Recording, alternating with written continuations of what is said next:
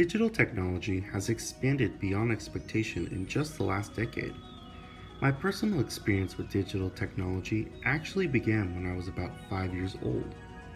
I recall getting a Leapfrog tablet. It came with a pen that would read to me the words whenever I clicked on them. Even though it was such a simple device, it astonished me how such a thing could read me stories for hours upon hours. It sparked the notion in my head that maybe technology could help me gain knowledge. When I was in third grade, I had my first interaction with the internet. I remember our teacher assigning us computers to work at. We would play math games online and did anything that was educational. But the greatest part, and the part I always got excited for, was getting 5 minutes to do whatever we wanted. On kids' website, of course. To this day, I still have the distinct memory of watching a video that was some weird parody of Barney. It involved two paleontologists finding a giant dinosaur egg and then encountering a knockoff version of Barney. It was such an enticing experience, and thinking back on it, I realized I had a computer at home when this occurred.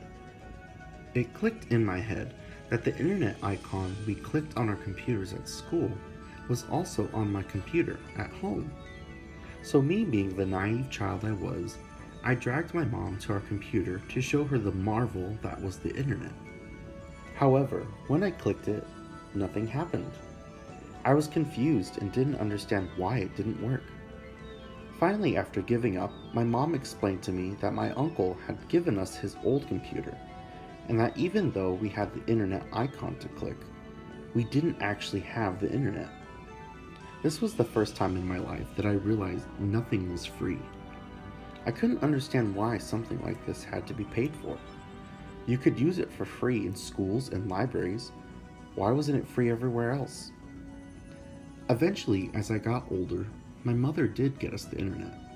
And as I grew, I became more and more enticed with computers. My mother would buy me old PC children games, and the ones I enjoyed the most were Lego Island and Putt-Putt Goes to the Moon.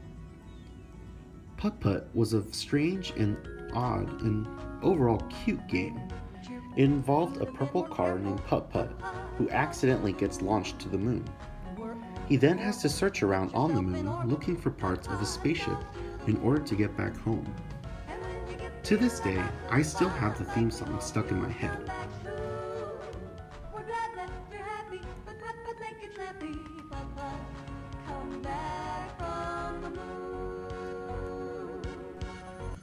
However, as I got older, I began to actually use the internet for school, as well as for fun. By the time I was in 5th grade, I was already doing research papers on Benjamin Franklin and the science behind watering your plants. With all the different ways I was learning to use the internet, the one thing that made it all worthwhile for me was Club Penguin. This website was one of the greatest memories of my lifetime, so far. The amount of hours I spent on that website were immense. Something about being a penguin and running around doing random things was just so much fun to me. But just like with the internet, I realized another important life lesson. All good things in life cost money. I remember paying, well, let's be honest, my mother paying $5 a month to allow me to be an exclusive member. Truthfully, it didn't do much. It mostly allowed me to change colors of my penguin. But it was one of the peaks of my childhood. Now jump to today. I'm still learning a lot about computers and the things you can do with the use of the internet.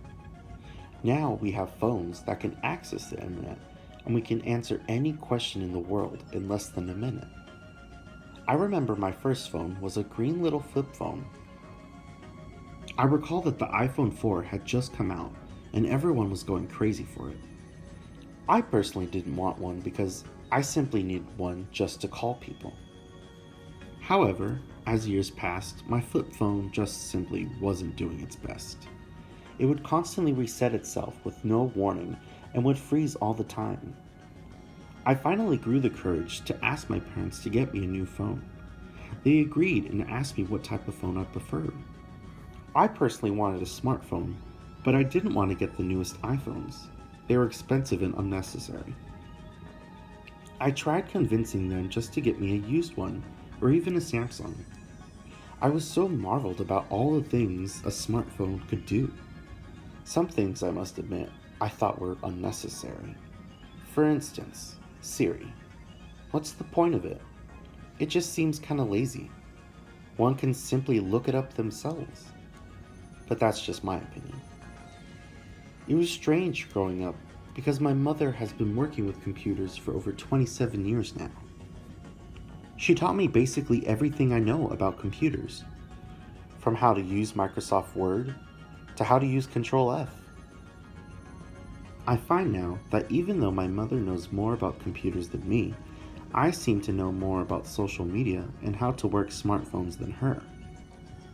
She waited and got a smartphone 5 years after I got mine. It's ironic in a way.